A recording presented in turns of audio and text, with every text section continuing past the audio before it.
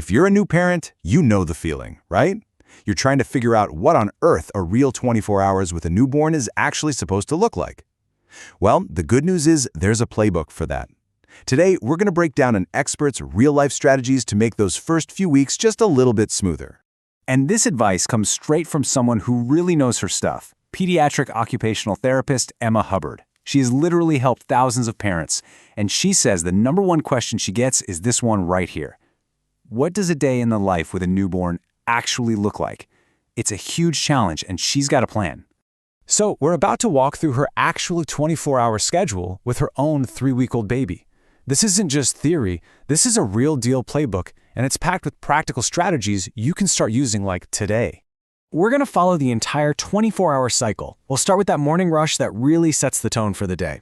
Then we'll get into the midday rhythm of eating and playing, the evening wind down, and yep, surviving those overnight feeds. Let's dive in. First step, the morning. You know how you start the day can have this amazing ripple effect, and it all kicks off with that very first feed. So the day begins around 8 a.m. The baby's been asleep since 3:30 in the morning, so you know what that means. It is time to eat. This first meal is absolutely critical, but it also brings up a super common challenge. And that challenge is the sleepy baby. You've been there, right? About 10 minutes into the feed, she starts getting drowsy, her sucking slows down. If she falls asleep now, she's not getting a full meal. So what do? Okay, check this out. It's called the full feed method, and it's a simple, brilliant 3-step solution. First, you pause the feed the second they get drowsy. Second, you change their diaper. That little bit of activity is just enough to wake them up gently. And then you can go right back to the feed and let them finish a full meal. The whole reason this works so well is that it helps you avoid snacking. That's when a baby just takes in enough milk to doze off, but then they wake up hungry again an hour later. Making sure they get that full feed at the start helps create a much more predictable rhythm for the rest of the day. All right, so now let's move into the main part of the day and see how this all builds into that essential cycle of eat, play, and sleep. This is where all the good developmental stuff happens. A really crucial part of that play is something called floor time. Now, this isn't complicated. It's just unstructured playtime on a flat surface. But every little wiggle and kick is literally building the foundation for all those big milestones to come, like rolling, sitting up, and eventually walking. Even just a few minutes at a time is incredibly valuable. Of course, you can't hold your baby all day, and a bouncer can be a total lifesaver for getting some hands-free time. But here's the caution. Too much time in a bouncer can actually get in the way of their motor development. The key is to limit it. Really prioritize that floor time, and this is super important.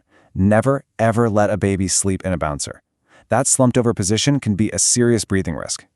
Newborns also mean a lot of clothing changes, right? So here are a few brilliant hacks to make your life easier. 2-way zippers on onesies, a complete game changer. And have you ever noticed those little envelope shoulders on their shirts? They're not just for looks. They're designed so you can pull the shirt down over their body, which is amazing for keeping a mess out of their hair. Also, a pacifier can work wonders to keep them calm through the whole process. So as the day winds down, the focus starts to shift.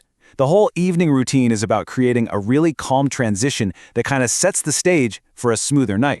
So around 6:50 p.m., after, an inevitable spit-up incident, it's bath time. This can be a really stressful moment for some babies, but with a little bit of prep, it can actually become a really nice, soothing ritual.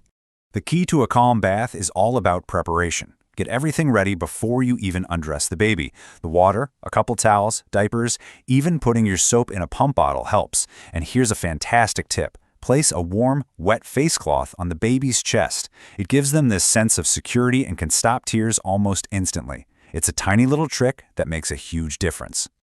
Okay, and now for the part every new parent dreads, the night shift. The goal here is simple. Make those 3 a.m. feeds as quick, quiet, and efficient as humanly possible. The whole idea here is to prepare for every possible scenario before you go to bed. Think of it as your overnight survival kit. Having everything you could possibly need within arm's reach means no fumbling around in the dark, which helps keep everyone as sleepy as possible. It's all about minimizing movement and disruption.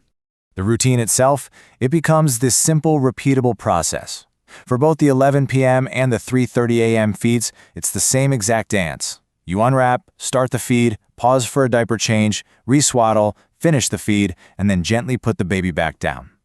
That boring consistency is your absolute best friend for getting back to sleep quickly.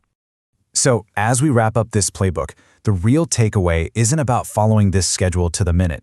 It's about seeing how small, intentional routines, like the full feed method or that calm bath checklist, can bring a little bit of order to all the chaos. And that leads to the final question for you. Looking at your day, what's one small routine you could adopt that might just change everything?